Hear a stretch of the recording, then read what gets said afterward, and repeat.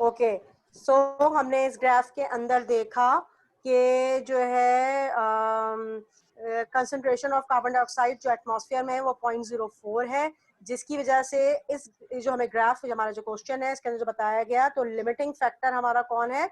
Carbon dioxide. तो carbon dioxide की वजह से जो है रेट ऑफ फोटोसिंथेसिस कम होता है। फिर इसके अलावा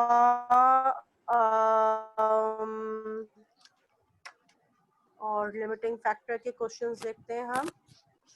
yes, the graph shows the effects of carbon dioxide and light intensity on the rate of photosynthesis. Again वही है तकरीबन, लेकिन अब यहाँ पर जो ग्राफ प्लॉट किया गया है वह रेट ऑफ फोटोसिंथेसिस और लाइट इंटेंसिटी के दरमियान किया गया है।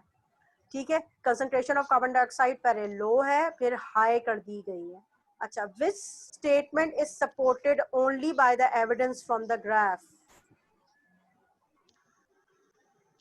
Yes, carbon dioxide limits the rate of photosynthesis at lower light intensities.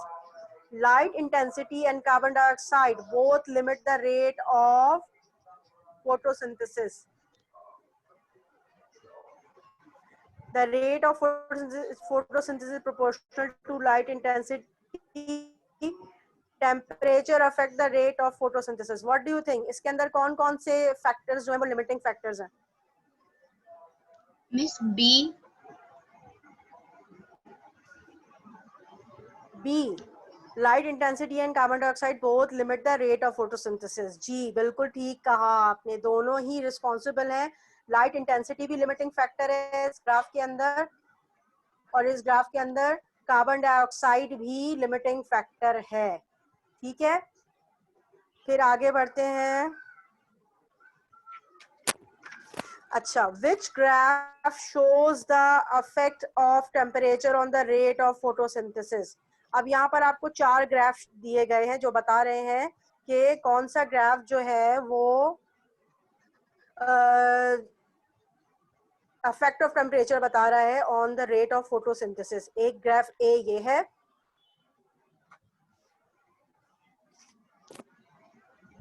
फिर graph B, graph C and graph D.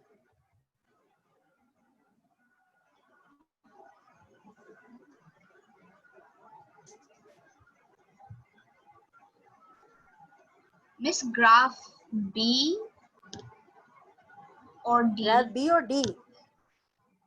अच्छा, ग्राफ डी ये हमें बता रहा है कि 0 से स्टार्ट हुआ, इंक्रीज हुआ, होते हुए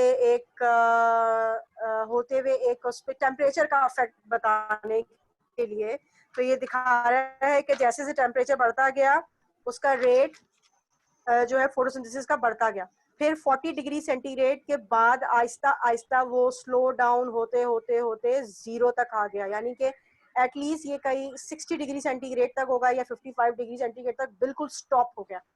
सही है, तो D is the correct one कि टेम्परेचर जो आपको हमने ये बात डिस्कस कर चुके हैं कि एक हद तक टेम्परेचर पे तो फोटोसिंथेसाइज करता है प्लांट, लेकिन उसके बाद जो है फोटोसिंथेसिस स्टॉप हो जाता है। अब 45 डिग्री सेंटीग्रेड जो है वो स्टॉप होते होते बिल्कुल खत्म हो जाता है, फिर प्लांट फोटोसिंथेसाइज नहीं कर सकता।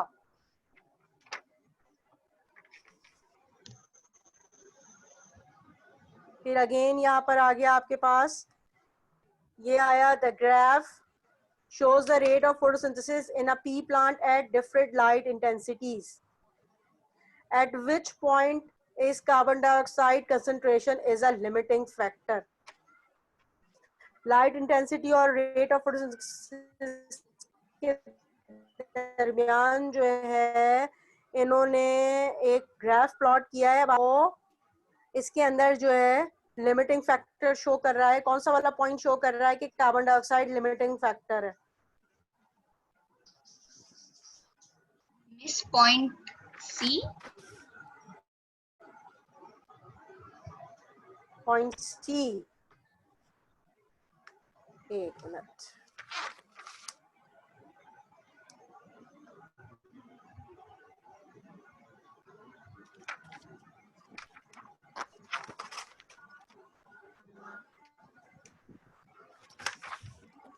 अच्छा देखते हैं, हम गौर करते हैं कि पॉइंट ए में क्या हो रहा है।